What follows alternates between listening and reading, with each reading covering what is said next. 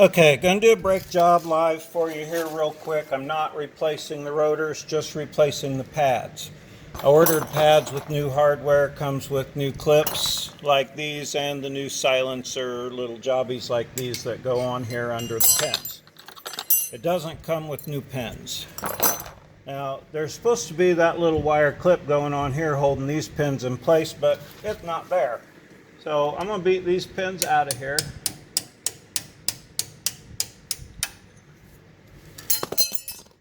Come right at you. These have been all chewed up on the ends, so I'm going to replace them with some that I had laying around here. Ow, I cut my thumb on the ragged end of this thing here, but I will soldier on. Get this out of here. There we go.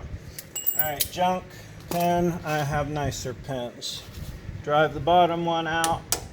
I'll try not to get in the way.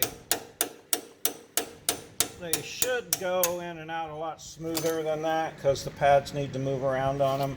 These have been chewed up and tore up, and the ends beat down on them to make them stay because that pin was missing, I think, is the reason for that. Now, ordinarily you could pull your caliper off and use C-clamp here to smush your pads in, but I'm not going to do that. I just will get me a little spot started here because you can't hurt that rotor. Well, I suppose you could if you beat on it long enough. Use even pressure, screwdriver, pry bar, whatever you got. I prefer a pry bar. Drop my pad down in there. Don't want that to happen because you need to get it out of there. But if you go in the middle, what you're doing here is pushing your pistons back so that you can put your new pad in. This is going to send brake fluid back up into your master cylinder. So make sure you got room there. Match up your pad with the pad you took off with the pad you're going to put on because they are just a little bit different. You see the way they're shaped, just slightly different. So this one will go in the back. Go ahead and drop that one on in. Then go over to your other side. Again, I'm a little barbaric. You can choose other methods. You don't have to be a barbarian, but it's fun. And it doesn't hurt anything. If I was going to hurt something, it'd be a little different. I'd be a little more careful with it. So I got that one scooching.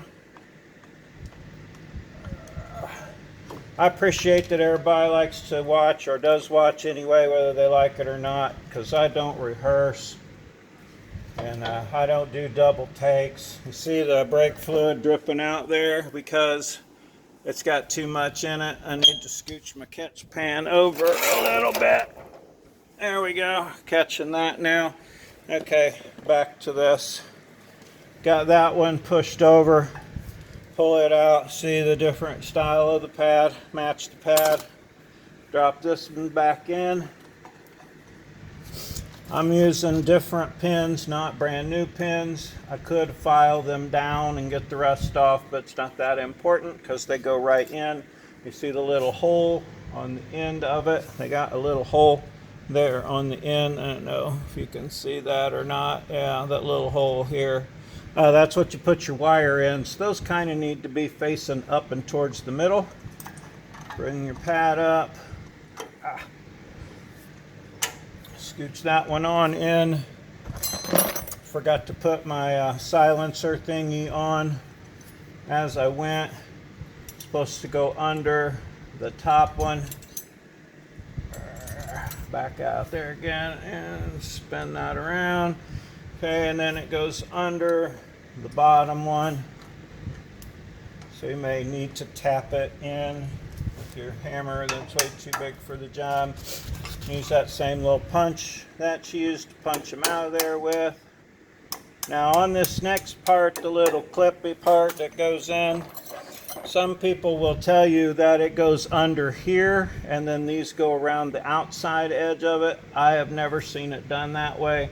I always just push it through from this end, push that one through, lock that under there.